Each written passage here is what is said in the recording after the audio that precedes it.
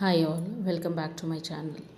இன்றைக்கி என்ன ரெசிபி பார்க்க போகிறோன்னா chapati with paneer butter masala. First கொஞ்சம் ஆயில் இல்லைனா பட்டரில் பன்னீரை க்யூப்ஸாக கட் பண்ணி ஃப்ரை பண்ணி எடுத்து வச்சுக்கணும்.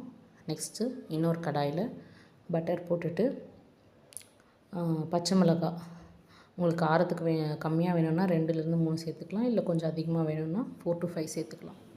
அப்புறம் பூண்டு, இஞ்சி, வெங்காயம், தக்காளி எல்லாத்தையுமே போட்டு அந்த பட்டர்லேயே நல்லா சாட்டே பண்ணிக்கணும்.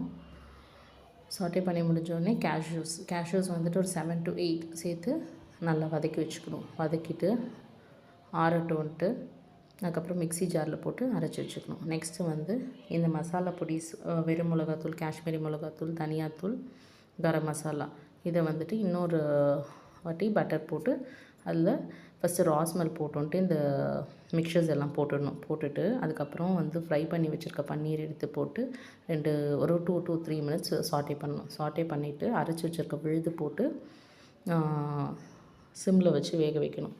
தேவையான அளவுக்கு உப்பு, அதுக்கப்புறம் 1 ஸ்பூன் சர்க்கரை போட்டு லிட்டு க்ளோஸ் பண்ணி வச்சிடலாம். கொஞ்சம் திக்காகட்டும், கிரேவி கொஞ்சம் திக்காகணும். அது வரைக்கும் மூடி வச்சிடலாம்.